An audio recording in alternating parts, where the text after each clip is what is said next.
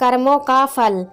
एक बार पार्वती माता भगवान शिव शंकर के साथ पद यात्रा पर विश्व भ्रमण के लिए निकली। विश्व में अनेकों स्थान घूमने के बाद पार्वती माता थक गईं और भगवान शिव से थोड़ी देर विश्राम करने को कहा। भगवान शिव ने विश्राम करने के लिए हामी भरी और दोनों एक पीपल के पेड़ के नीचे बैठ गए। थोड़ी देर बाद भगवान शिव अपनी करवट बदलकर लेट गए, लेकिन पार्वती माता की निगाहें उन चींटियों की कतार पर टिकी थी जो एक स्थान से दूसरे स्थान पर जा रही थी, और चींटियों के बीच रास्ते में पड़ा था एक रेंगने वाला कीड़ा जिसे चींटियां निरंतर काट रही थी। कीड़ा अपनी रक्षा करने में असमर्थ था क्योंकि चींटियां अनेक थीं। कीड़ा अत्यधिक पीड़ा में था, वह अपनी रक्षा के लिए छटपटा रहा था। पार्वती माता यह दृश्य देख दुखी होने लगी। माता कैसे ना कैसे उस कीड़े की पीड़ा मिटाना चाहती थी, लेकिन खुद करने में असमर्थ थी। तो पार्वती माता ने कीड़े को इस समस्या से निजात दिलाने के लिए भगवान शिव से प्रार्थना की।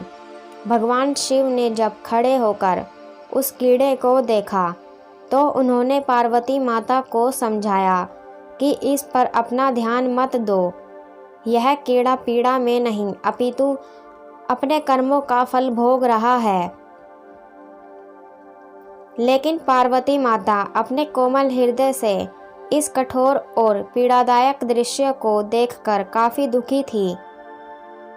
उन्होंने भगवान शिव से उस कीड़े की पीड़ा मिटाने के लिए लगातार प्रार्थना की, लेकिन भगवान शिव भी उन्हें यही समझाते रहे कि इस पर ध्यान केंद्रित तो मत करो, यह अवश्य ही अपने कर्मों का फल भोग रहा है। भगवान शिव ने इस समस्या से छुटकारा पाने के लिए माता पार्वती को वहां से कहीं दूसरे स्थान पर चलने को कहा ताकि उनका ध्यान वहां से हट सके। लेकिन माता पार्वती ने भी जिद कर रखी थी। वह बोली, जब तक इसकी पीड़ा नहीं मिटेगी मैं यहाँ से नहीं जाऊंगी। अब भगवान शिव को त्रियाहट के आगे मजबूर होकर उस कीड़े की पीड़ा मिटानी पड़ी। भगवान शिव बोले, पार्वती ठीक है, मैं इसका कष्ट मिटा रहा हूँ। अगर बाद में यह कुछ गड़बड़ करे तो तुम मुझे दोष मत देना। माता पार्वती ने कहा, ठीक है महाराज, पहले आप इसका कष्ट मिटाएं। फिर भगवान शिव ने अपनी शक्तियों से उस कीड़े को राजा और चींटियों को उसकी प्रजा और उनके लिए एक बहुत ही सुंदर नगरी बना दिया, जिसमें राजा का आलीशान महल था। अब यहाँ से उस राजा की वास्तविकता शुरू होती है, जिस कारण उसे एक कीड़े के रूप में पीड़ा मिल रही थी। अब जब सब कुछ बनकर तैयार हो गया, तब भगवान शिव ने राजा से कहा, भाई अब तू अपना राजपाट संभाल, हम चलते हैं। लेकिन राजा अपने व्यवहार से बड़ा ही घमंडी और एक चरित्रहीन व्यक्ति निकला। उसने माता पार्वती की सुंदरता पर मोहित होकर उनका हाथ पकड़ लिया और भगवान शिव का यह कहकर अपमान किया है कि तू एक योगी वन वन भटकने वाला एक साधारण सा ब्राह्मण, भला तेरे साथ यह सुंदर स्त्री कैसे रह सकती है? इसकी जगह तो मेरे महल में है, जिसे मैं अपनी रानी बनाऊंगा। इतनी सुंदर स्त्री एक राजा की रानी ही बन सकती है, ना कि एक साधारण से योगी की, जिसे ना अपने आज का पता है ना कल का। अब मेरी बात सुन और यहाँ से चुपचाप चला जा, यह तो मेरी रानी बनेगी। भगवान शिव ने राजा को बहुत समझाने की कोशिश की और बोले, यह मेरी पत्नी है, तू अपना राजपाट संभाल, तुझे हजारों रूपमती मिल जाएंगी। भगवान शिव ने उसे खूब समझाने की कोशिश की, लेकिन राजा अपनी जिद पर अड़ा रहा।